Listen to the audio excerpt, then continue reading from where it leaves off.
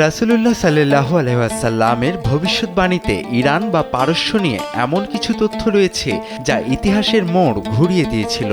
পারস্যের তৎকালীন সম্রাট খসরু পারভেজ যখন নবীজির পাঠানো ইসলামের দাওয়াত সংবলিত পত্রটি ছিঁড়ে ফেলেছিলেন, তখন নবীজি সাল্লাল্লাহু আলাইহি ওয়াসাল্লাম বলেছিলেন, সে যেভাবে আমার পত্রটিকে ছিঁড়ে ফেলেছে, আল্লাহ তার সাম্রাজ্যকে ঠিক সেভাবে টুকরো টুকরো করে দেবেন। সহিহ বুখারীর 4424 নম্বর হাদিসে এই ঘটনার বর্ণনা রয়েছে। ইতিহাসের পাতায় দেখা যায়, এর কিছুকাল পরেই সম্রাট খসরু তার নিজ সন্তানের হাতে নিহত হন এবং কয়েক বছরের মধ্যে প্রবল প্রতাপশালী পারস্য সাম্রাজ্যের পতন ঘটে। অন্যদিকে পারস্যের মানুষের মেধা ও ঈমান নিয়ে নবীজি সাল্লাল্লাহু আলাইহি ওয়াসাল্লাম ইতিবাচক ভবিষ্যৎবাণীও করেছেন।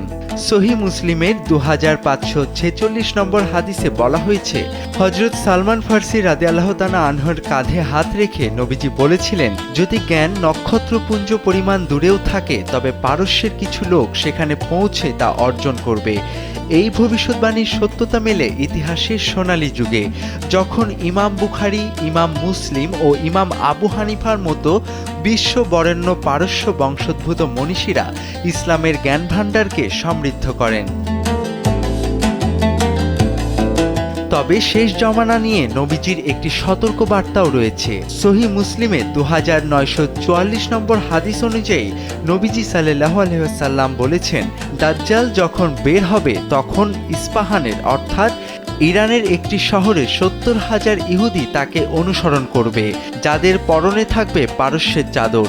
আর নবীজির এই হাদিসগুলোই আজ বিশ্ব রাজনীতির প্রেক্ষাপটে চিন্তার খোরাক হয়ে দাঁড়িয়েছে।